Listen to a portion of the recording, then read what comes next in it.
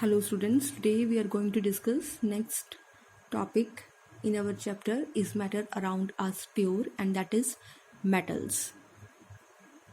First of all, let us try to understand metal. A metal is an element that is malleable and ductile and conducts electricity. कहते हैं metal जो है वो element है जो कि कौन सी प्रॉपर्टीज रखता हो, मेलिएबल और डक्टाइल प्रॉपर्टीज रखता हो और इलेक्ट्रिसिटी कंडक्ट करने की प्रॉपर्टी भी रखता हो.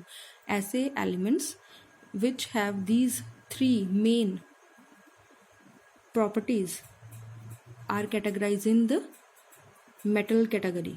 मेटल्स की कैटेगरी में किन्हें रखा जाएगा? जो एलिमेंट्स मेलिएबल होंगे, डक्टाइल होंगे और इलेक्ट्रिसिटी के अच्छे कंडक्टर्स होंगे, यानी कि अच्छे से उनमें इलेक्ट्रिसिटी पास हो सके. Some of the examples of metals are, कहते कुछ एग्जाम्पल्स हम मेटल के डिस्कस कर लेते हैं. कौन कौन से मेटल्स हमारे पास हैं? Iron, copper, aluminium, zinc, silver, gold, platinum, chromium, sodium, potassium, magnesium, nickel, cobalt, tin, lead, cadmium, mercury, antimony, tungsten, manganese and uranium. ठीक है बेटा, ये हमारे पास कुछ एग्जाम्पल्स हैं मेटल्स की. उसके बाद ये कह रहे हैं all the metals are solids except one metal mercury which is a liquid. ये पॉइंट बेटा बहुत ध्यान में रखने वाला है.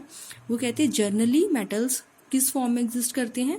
सॉलिड फॉर्म में एग्जिस्ट करते हैं, लेकिन इनकी एक एक्सेप्शन हमारे पास मौजूद है. एक्सेप्शन मीन्स जो ऐसी चीज़ जो हट करके हो, जो बाकी प्रॉपर्टीज़ के साथ मेल ना खाता हो. ऐसे ही हमारे पास एक मेटल है मरकरी, जो कि किस फॉर्म में एग्जिस्ट करता है? लिक्विड फॉर्म में एग्जिस्ट करता है. सारे मेटल सॉलिड, लेकिन एक मेटल ऐसा जो कि सॉलिड ना होकर के लिक्विड होगा. ठीक है बेटा, रूम टेम्परेचर पर मरकरी मेटल लिक्विड फॉर्म में पाया जाता है. अब बेटा हम कुछ प्रॉपर्टीज़ डिस्कस कर लेते हैं मेटल्स की. आज हम कुछ फर्स्ट 5 प्रॉपर्टीज ही डिस्कस करेंगे मेटल्स की इस वीडियो में, क्योंकि हम पूरी डिटेल में उन्हें डिस्कस करेंगे. सबसे पहले फिर आते हैं इस टॉपिक पे, प्रॉपर्टीज ऑफ मेटल में. Metals are malleable. हम पहले भी बोल चुके हैं मेटल्स की सबसे इंपॉर्टेंट प्रॉपर्टी क्या होनी चाहिए? They should be malleable. Malleable का क्या मतलब है? This means that metals can be beaten into thin sheets with hammer. यानी कि मेटल्स आसानी से बीट करके, उनकी हैमर के साथ बीट करके उनकी शीट्स बनाई जा सकें. तो ये प्रॉपर्टी रखती हूँ. ठीक है. Gold and silver metals are some of the best malleable metals. कहते कि सिल्वर और गोल्ड सबसे अच्छे एग्जाम्पल है मेलिएबल मेटल्स के.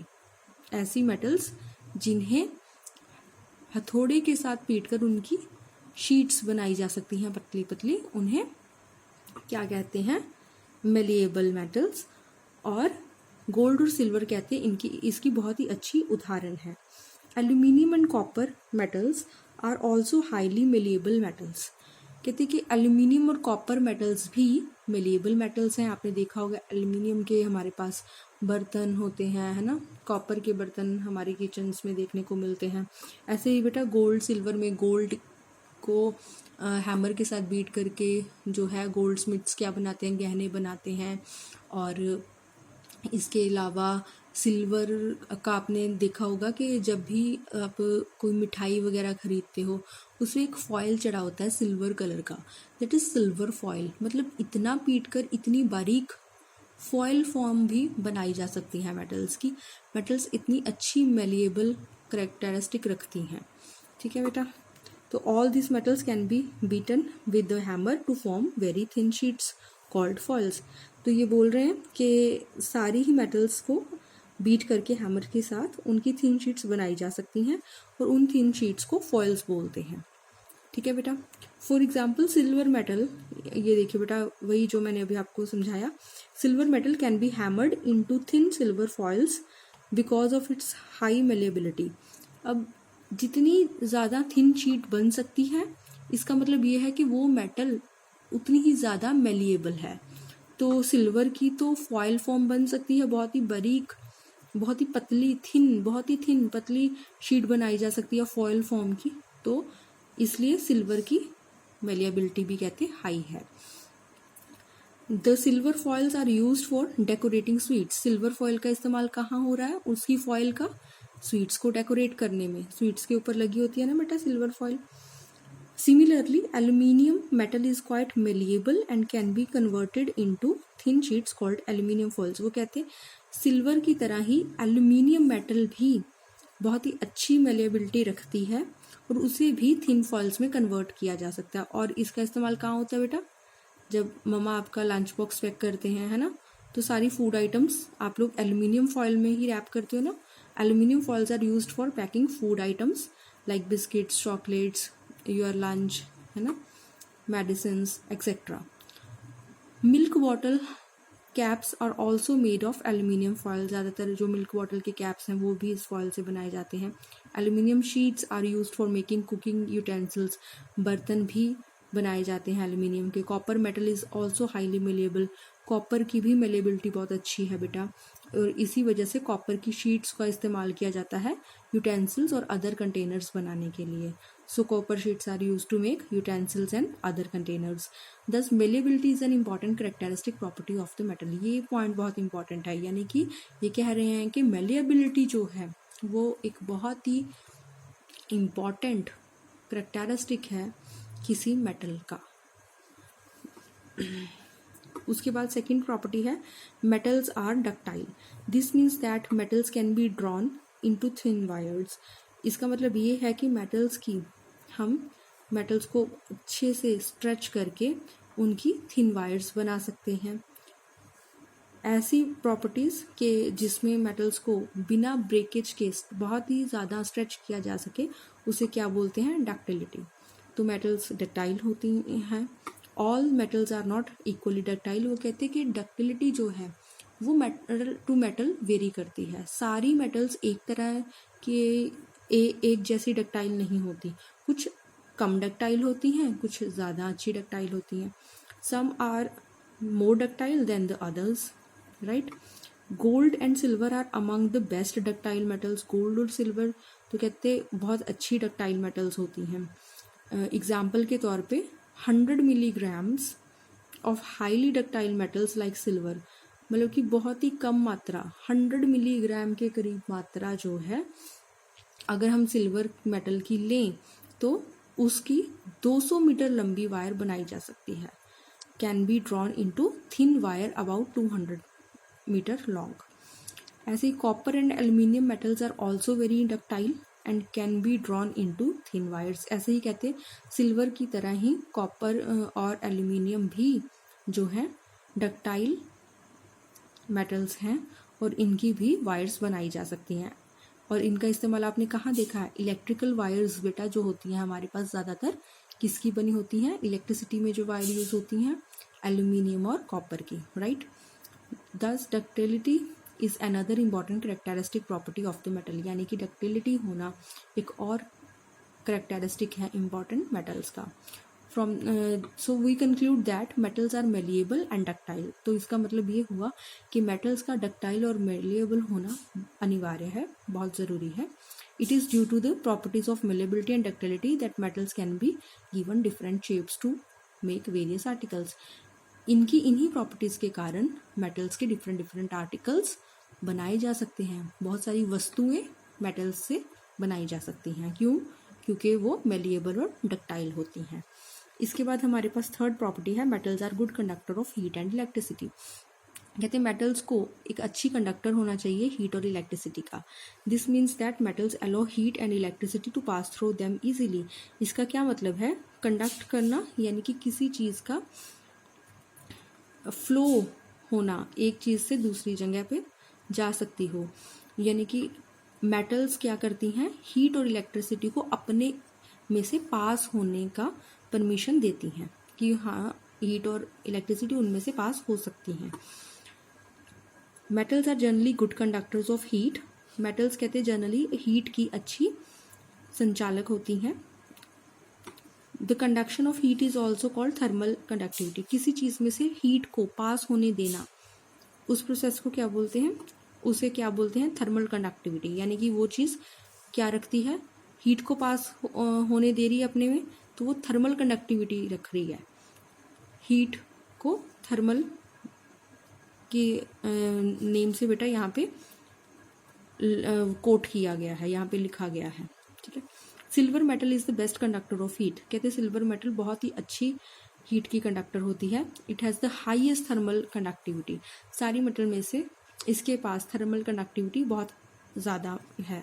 Copper and aluminium metals are also very good conductor of heat, copper और एल्यूमिनियम मेटल्स भी बहुत अच्छे कंडक्टर होते हैं हीट के, इसीलिए कुकिंग यूटेंसिल्स और वाटर बॉयलर्स जिनमें पानी उबाला जा सके उनमें उनको बनाने में कॉपर और एल्यूमिनियम के मेटल्स का इस्तेमाल किया जाता है, because they are very good conductor of heat. The poorest conductor of heat among the metal is lead, सबसे बुरी कंडक्टर कौन सी मेटल है, वो है लेड, ये बात ध्यान में रखनी है बेटा। और mercury metal is also poor conductor of heat, mercury भी हीट की अच्छी संचालक नहीं होती। उसके बाद metals are good conductor of electricity, metals को जो होती हैं गुड कंडक्टर्स होती हैं इलेक्ट्रिसिटी की भी। The metal offer very little resistance to flow of electric current and hence show high electrical conductivity. Resistance यानी कि बेटा किसी भी तरह की रुकावट को रेजिस्टेंस बोलते हैं, कहते हैं मेटल्स किसी भी बहुत कम रुकावट देती हैं अगर उनमें से इलेक्ट्रिक करंट को पास कराया जाए, यानी कि उन्हें उसे पास होने से रोकती नहीं है, बहुत कम रोकती हैं। Silver metal is the best conductor of electricity, again आपने ध्यान में रखना है कौन सी मेटल सबसे बेस्ट कंडक्टर इलेक्ट्रिसिटी का, silver. Copper metal is the next best conductor of electricity followed by gold, aluminium and tungsten.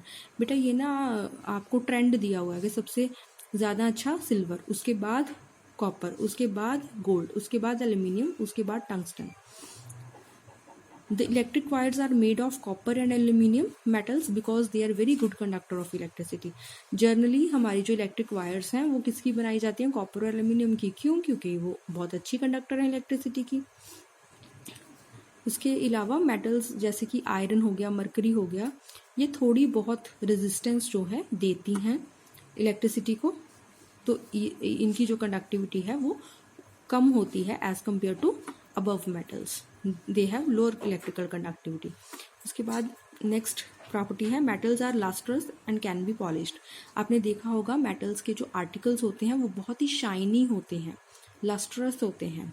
For example gold, silver and copper are shiny metals and they can be polished. Gold, silver जो metals हैं हमारे पास copper के, वो बहुत ही ज़्यादा shiny होते हैं और उन्हें पॉलिश भी किया जा सकता है। आपने देखा होगा कि आपके जो मतलब कि अगर आपने सिल्वर की कोई रिंग डाली होती है तो आप ज्वेलर को दे आते हो जा कर के इसे पॉलिश कर दीजिए, वो दोबारा से पॉलिश कर जब आप करवा के आते हो तो वो ब्लैकिश से दोबारा से चमकने लग जाती है, right.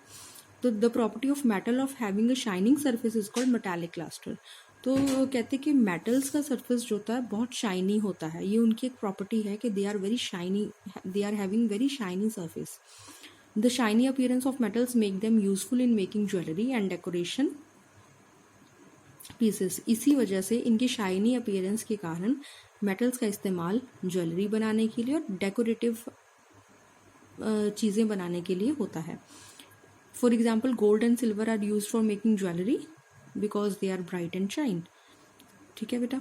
The shiny surface of metals make them good reflector of light. अब शाइनी सर्फेस हो गया तो जब उस पर लाइट पड़ेगी तो वो बहुत ही ज़्यादा मात्रा में रिफ्लेक्ट होगी और आपकी आंखों में एक चमक पैदा करेगी।